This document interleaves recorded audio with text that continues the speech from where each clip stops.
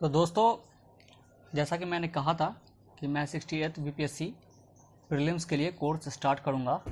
तो आज से ये कोर्स स्टार्ट हो गया है।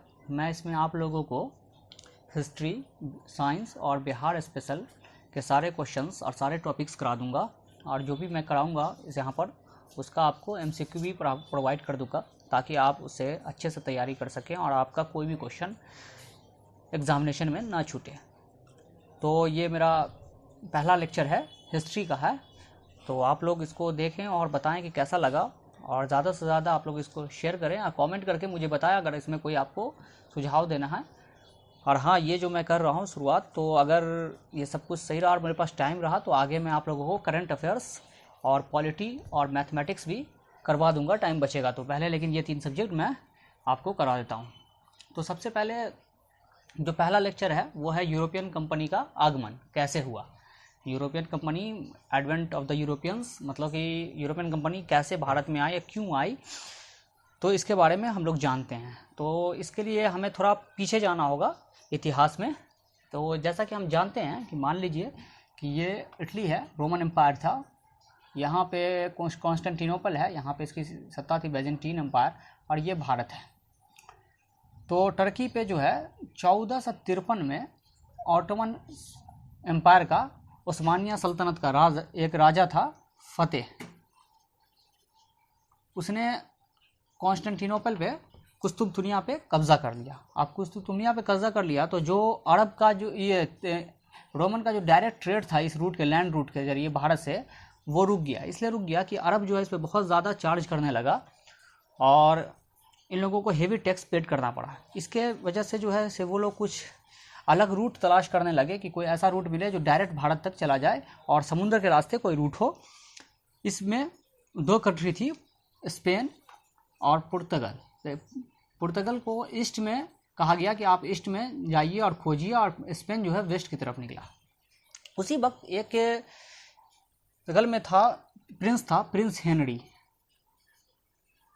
हेनरी था। वो बहुत ऑब्सेस्ड हो गया रास्ता तलाश करने के लिए, और 1454 में उसने पोप फ्रांसिस से एक बुल जो है प्राप्त किया। बुल वो होता है कि आप जो है, एक राइट होता है, राइट टू नेविगेट था उस वक्त जो है से बहुत ज़्यादा क्या नाम है, पोप का बहुत ज़्यादा महत्व था। तो उसने वो दिया, और इसीलिए हेनरी द नेविगेटर के नाम से भी जाना जाता है। तो वो खोजने निकला एक रास्ता, लेकिन वो खोज नहीं पाया, उससे पहले ही उसकी मृत्यु हो गई।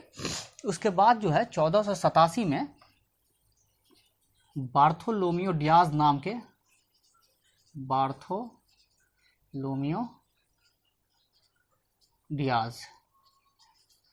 के एक आदमी ने समुद्र का रास्ता खोजने के लिए निकला, और वो केप ऑफ गुड होप जो है, केप ऑफ गुड होप जो अफ्रीका के नीचे आप देखेंगे, यहाँ पे अफ्रीका का जब मैप देखेंगे तो यहाँ पे है, तो वहाँ तक पहुँचा, लेकिन वो भी समुद्र का रास्ता नहीं खोज पाया भारत तक। उसके बाद जो है एक वॉयज निकला 1492 में, जिसमें कोलंबस जो है वो निकला खोजने, और वो खोजते हुए कोलंबस स्पेन का था, और वो अमेरिका पहुंच गया। शुरू में तो उसे लगा कि ये भारत हमने खोज लिया है, लेकिन बाद में उसे पता चला कि ये और कोई देश है और कोई जगह है, और वो अमेरिका था। तो हम लोग जानते हैं कि अमेरिका की खोज नहीं, बल्कि वहाँ के लैंड रूट की खोज, सी रूट की खोज जो है कोलंबस ने किया था। उसके बाद जो है 21 मई 1498 वास्को ड गामा जो है से वो निकला अपना, और वास्को ड गामा 21 मई 1498 को कालीकट पे पहुंचा।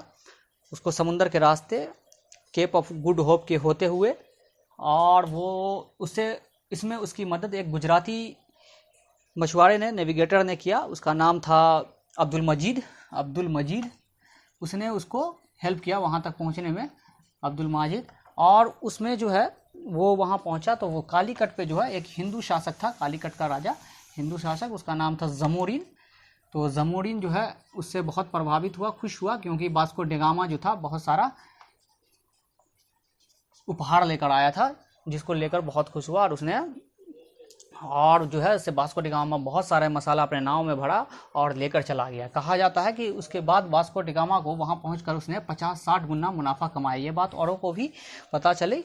उसके बाद पेड्रो अल्काब्रेज आया 1500 में पेड्रो अल्काब्रेज आया और वो चाहता था कि अरब को हटा दे जमोरिन, लेकिन जमोरिन उसकी बात नहीं माना। फिर 1501 में वास्को डी गामा दोबारा आया, कहा कि उसे फिर से बहुत सारे मसाला चाहिए था तो वो आया। तो इस तरह से पुर्तगीज़ कंपनी भारत में आना शुरू हो गया। अब हम देखते हैं सबसे पहले कि कैसे कैसे ये कंपनी सबसे पहले इस्टेब्लिश कब हुई। तो इस्टेब्लिश जो है पुर्तगीज़ 1498 में हुई थी। उसके बाद इंग्लिश कंपनी 1600 में इस्टेब्लिश हुई और ये जब इस्टेब्लिश हुई 1600 में, तो उस वक्त जो है एलिजाबेथ फर्स्ट जो है क्वीन थी, उसने चार्टर प्रोवाइड किया इस कंपनी को 15 साल के लिए कि ईस्ट में आप ट्रेड कर सकते हैं। 15 साल का चार्टर था, 15 ईयर्स चार्टर था कि ईस्ट में। उस वक्त जो है भारत में शासन कर रहे थे अकबर, मुगल शासक अकबर था, तो ये कंपनी आ नहीं पाई। उसके बाद जो है डच 1602 में इस्टेब्लिश हुई। उसके बाद फ्रांस 1664 में लुई 14 उस वक्त राजा था और लुई 14 राजा था। और क्या नाम है इसका जो फिनांस मिनिस्टर था, कोलबर्ट ने इस कंपनी को बनाया और वो कोलबर्ट इसका ये था। उसके बाद डेनिस जो है 1616 में, ये तंजौर इसका मेन जगह था, तंजौर। तो ये इस क्रम में जो है ये इस्टेब्लिश हुई, आप देख सकते हैं। उसके बाद अराइवल इसका कैसे हुआ। तो अराइवल जो है से सबसे पहले हम देखते हैं कि 1498 में पुर्तगीज़ आया। उसके बाद 1595 में डच आया और कॉर्नेलिस दे हुटमैन करके आदमी था, वो सबसे पहले वोएज लेके डच वोएज हुटमैन लेके आया। उसके बाद 1608 में ब्रिटिशर्स आया विलियम हॉकिंस जो है जहांगीर के दरबार में, हॉकिंस 1608 में आया और 1611 तक रहा जहांगीर के दरबार में। जहांगीर ने इसे इंग्लिश खान की उपाधि दी थी, इंग्लिश खान, क्योंकि और जहांगीर इससे प्रभावित हुआ था, ये तर्किश बोलता था जिसकी वजह से, और कोर्ट में जगह भी दिया अपने मुगल कोर्ट में। उसके बाद 1611 में ये वापस चला गया। फिर फ्रांस कोलबर्ट मिनिस्टर था, 1664 में भारत आया। तो इस क्रम में कंपनी भारत आई। अब हम देखते हैं कि सबसे पहले कि ये कहाँ कहाँ अपनी फैक्ट्री इस्टेब्लिश की। तो सबसे पहले पुर्तगाल ने कोचिन में की थी 1503 में पुर्तगाल कंपनी इस्टेब्लिश हुई। उसके बाद डच जो है मछलीपट्टनम में 1605 में, इंग्लिश जो है 1613 में सूरत में, और फ्रांस 1668 में सूरत में। यहाँ पे आप एक चीज़ देखेंगे कि यहाँ पे इंग्लिश कंपनी पहले बनी, लेकिन डच जो है पहले आई पहले डच, बनी इंग्लिश। इस क्रम में कभी कभी मैच द कॉलम में पूछ दिया जाता है या अरेंज करने के लिए पूछ दिया जाता है, तो इस पर आप ध्यान रखेंगे। अब आगे हम देखते हैं कैसे क्या क्या हुआ। तो हम सबसे पहले देखते हैं पुर्तगाल का। तो पुर्तगाल में सबसे पहले जो है मैंने बताया वास्को डी गामा के बारे में। उसके बाद पहला गवर्नर जो था इसका अल्मीडा था, वो आया। तो अल्मीडा जो है 1505 में आया और अल्मीडा जो है इससे जो है 1508 में, जनवरी 1508 में चौल की लड़ाई हुई। 3 पावर थी, टर्की, इजिप्ट और गुजरात के शासक ने मिलकर हरा दिया। और कहा जाता है कि इसमें जो है से अल्मीडा का बेटा भी मारा गया। तो अल्मीडा इससे बहुत गुस्सा हुआ और वो बदला लेने का सोचा। फिर 1500 उसने अपने पावर मजबूत की और 1509 फरवरी में उसने तीनों को हरा दिया। और वो कार्टेज सिस्टम जो है, कार्टेज सिस्टम समुंदर में ब्लू वाटर पॉलिसी एस्टैब्लिश किया कि आपको समुंदर से अगर ट्रेड करना है तो पुर्तगीज़ से कार्टर लेना होगा, कार्टेज सिस्टम लेना होगा, और वहाँ पे जो है से आपको जो है उसको पेड करना होगा। कार्टेज सिस्टम कुछ नहीं था, पेड करना था, तब आप ट्रेड कर सकते हैं। उसके बाद दूसरा गवर्नर जो है वो आया अल्बुकर्क।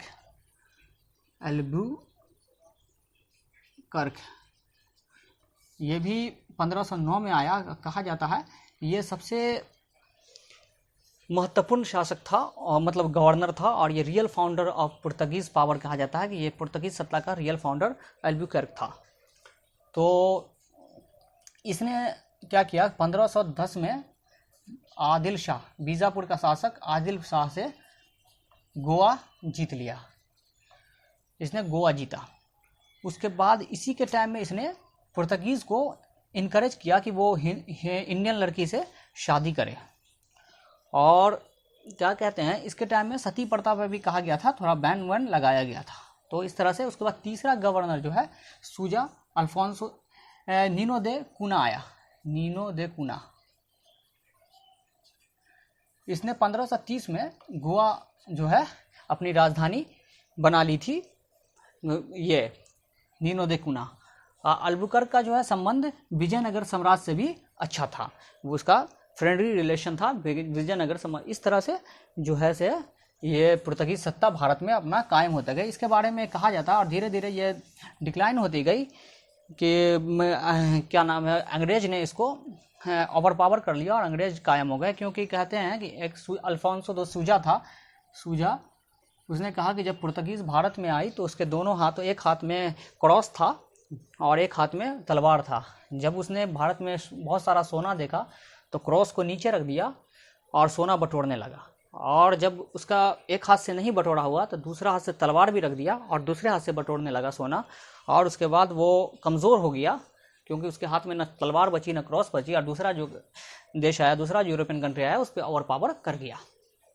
तो ये था पुर्तगाल का कहानी। यहाँ पुर्तगाल से आपको सारे क्वेश्चन हो जाएंगे। आप इसका मैं MCQ जब प्रोवाइड कर दूंगा तो आपको हो जाएगा सारा चीज़। इसका जो सेंटर था पुर्तगाल का बंगाल में, हुगली था, तो ये भी आप जान लें। उसके बाद जो है डच ज़्यादा ये नहीं कर पाया। डच 1759 में जो है वेदरा की लड़ाई हुई थी इंग्लिश से, तो वो उसके बाद उसको जो है वहाँ से वो हार गया और वो ख़त्म हो गया वेदरा की लड़ाई के बाद। उसके बाद फ्रांस जो है सबसे पहले जो है आपको मैंने बताया कि 1664 में लुई 14 थे किंग, उसके फ्रांस मिस्टर कोलबर्ट ने फाउंड किया और वो आया भारत में आया तो सूरत में पहली फैक्ट्री उसने इस्टेब्लिश की 1668 में।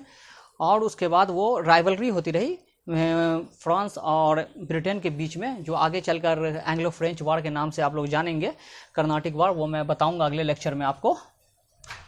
तो ये था फ्रेंच का भी। उसके बाद जो मेन पावर थी वो इंग्लिश थी। तो इंग्लिश के बारे में मैं बताता हूँ कि सबसे पहले मैंने बताया कि हॉकिंस आया, किंग जेम्स I का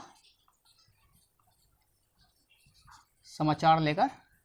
जहांगीर उस टाइम में राजा था, 1605 में अकबर का डेथ हो गया जिसकी वजह से जहांगीर बन गया था।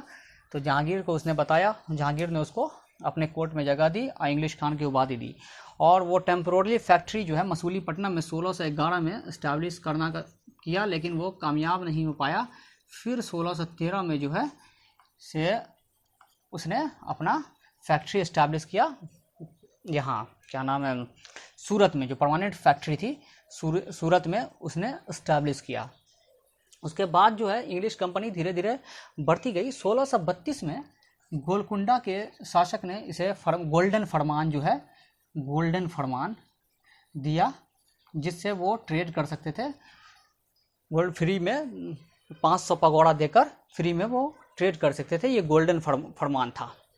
उसके बाद आप जो है यहाँ पर उसे ब्रिटिश जो है धीरे धीरे इसको जो है से क्या नाम है 1600 जो है 88 में 88 या 87 में जो है इससे जो है क्या नाम है सर, जॉन चाइल्ड था उसका, हाँ जॉन चाइल्ड, मोगल उसका जो कुछ पायरेट्स थे इंग्लिश के, वो मोगल जो शिप है उसको कैप्चर कर लिया, जिससे उस टाइम में मोगल बादशाह औरंगजेब था, उसने बहुत गुस्सा हो गया और जॉन चाइल्ड को उसने वहाँ से एक्सपेल्ड कर दिया। बाद में दोनों में ट्रीटी हो गया और फिर सब कुछ सही हो गया। तो इस तरह से अंग्रेज अपना धीरे धीरे सत्ता बढ़ाने लगा अंग्रेज भारत में, और अंग्रेज की जो है सत्ता कायम हो गई। तो इससे जो है आखिरी में फ्रेंच रिवॉल्यूशन हुई, तो आप पढ़ेंगे आगे 1760 में फ्रेंच से जो है वहाँ पे जब क्या नाम है एंग्लो फ्रेंच वार में तो फ्रेंच हार गया और वहाँ से जो है ब्रिटिश जो है पूरी तरह से अपनी सत्ता स्थापित कर लिया। तो तो ये आपने देखा कि कैसे कैसे ब्रिटिश और ये क्या नाम है, ब्रिटिश के बारे में मैं डिटेल में बताऊंगा आगे कि कैसे कैसे Carnatic war, Anglo Mysore war, और फिर बंगाल में कैसे वो आया और बंगाल में क्या क्या हुआ, मैं सारा चीज़ बताऊंगा। तो यहाँ से आपको जो मेन चीज़ था जो मैंने बता दिया कि कौन कौन गवर्नर था और कौन कौन, हाँ अंग्रेज़ का एक और चीज़ मैंने नहीं बताया कि वो थॉमस रो जो था इसका सेकेंड पर्सन था जो जहांगीर के दरबार में 1615 में आया, और 1615 में थॉमस रो जो है जहांगीर के दरबार में आया, वो जहांगीर के साथ जेम्स वन का एम्बेसडर के तौर पे, और वो जहांगीर के साथ अजमेर वगैरह में भी घूमा। तो ये था पूरा पहला lecture advent of the European से, कैसे कैसे अंग्रेज और पुर्तगीज़ और डच वगैरह यहाँ आए और कैसे कैसे उसने अपनी फैक्ट्री एस्टैब्लिश की। और क्या तो कहते हैं हम आगे जो है जो भी लेक्चर आएगा मैं आपको इन्फॉर्म कर दिया जाएगा, और सारे लेक्चर मैं करा दूंगा। इसी तरह से मैं साइंस का भी करा दूंगा और बिहार स्पेशल का भी करा दूंगा, और इसके जो भी इस पर क्वेश्चन होंगे, ये जितने भी क्वेश्चन होंगे आपको MCQ फॉर्म में मैं प्रोवाइड कर दूंगा जिससे आपका पूरा हो जाए। तो ये था दोस्तों, आप लोग इसमें अगर कुछ चाहते हैं, कुछ सुझाव चाहते हैं, कुछ और भी चाहते हैं तो मुझे बताइएगा। Thank you.